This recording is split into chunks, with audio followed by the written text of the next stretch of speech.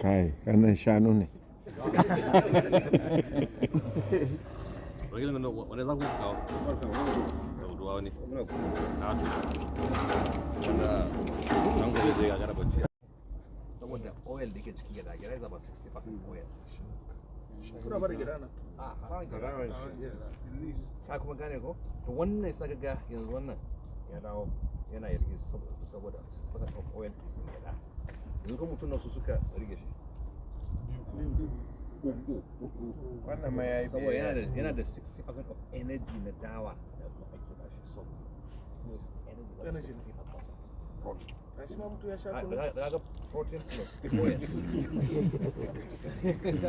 saka yake da karfi sannan kuma yake da wannan kuma abu sannan kuma within 1 minute zai ija mutum wani ma yanzu wannan ya san wannan ne ya san shi mana amma in ba ka bane ba wasu ke fito da shi so su ya riga ya san kamshin ke fito so it means they are not for now you know for fight ana tare kullum yawa ana tare da kuma wancan na uku